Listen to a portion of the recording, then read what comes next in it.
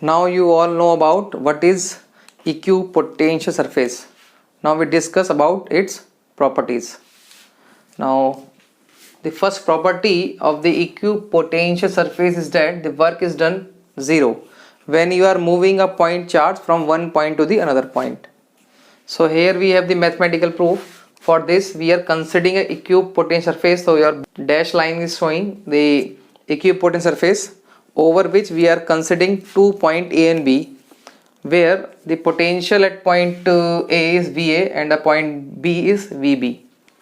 So we know that VA minus VB is equal to VAB upon the Q naught, where WAB upon the Q naught, where WAB is known as the work done and Q naught is our test charge. So we have WAB is equal to VB minus VA into my Q naught. As we know that for the equipotential surface the value of the potential at each and every point is same, so VA is equal to VB, so therefore our work done comes out to be 0. Clear? In this way you can prove the work is done 0 when you are moving a point charge or a charge from one point to the another point over the equipotential surface. Now we have the second property of the equipotential surface is that the electric field is perpendicular to the equipotential surface. So our electric field is always perpendicular to the equipotential surface. So we again have its mathematical proof. We know that the work is equal to F dot dr. Electric field is given by F upon my Q naught.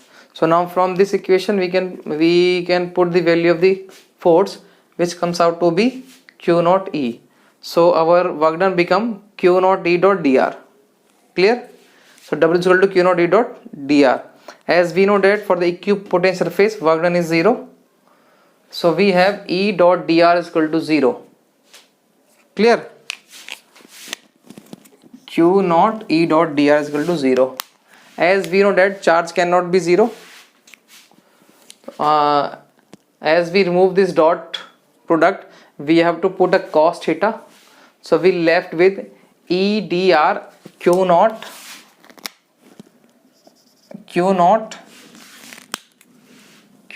E dr cos theta.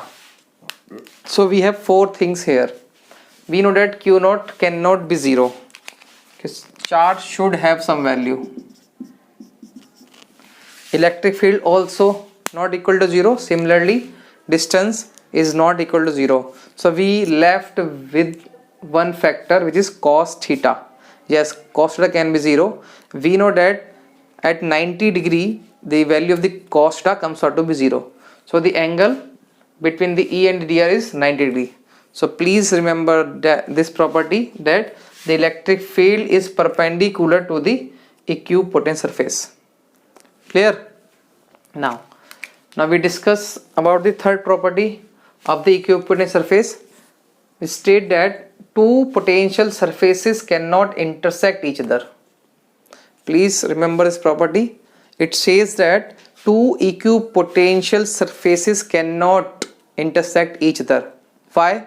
Because we know that if two equipotential surfaces intersect each other, then at that point we have two directions of electric field, and we know that electric field is a vector quantity. So two directions of the electric field cannot be possible at a single point. Clear? Now we have another property of the equipotential surfaces. We state that equipotential surfaces indicates the regions of strong and weak electric field. Please remember this property. So we know that E is equal to minus d by dr.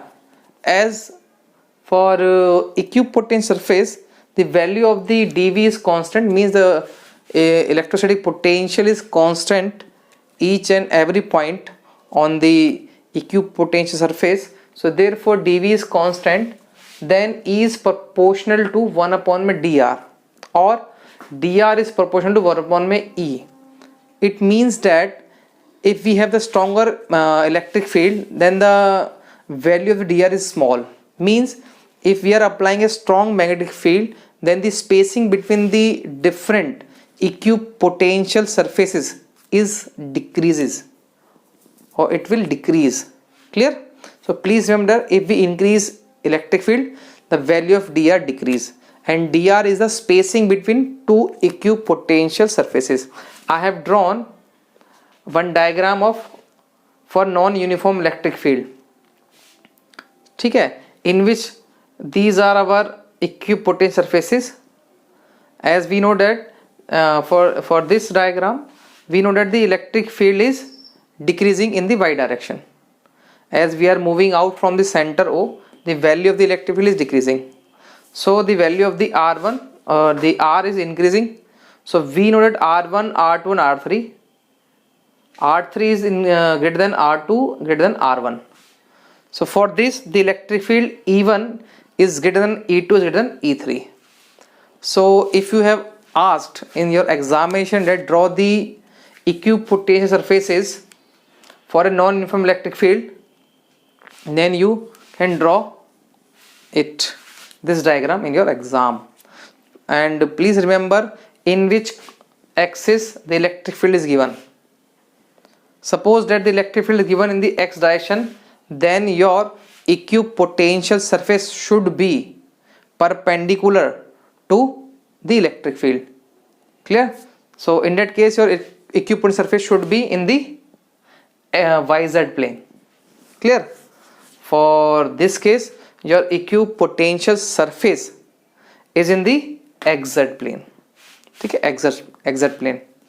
I hope you understand all the four properties of the equipotential surface.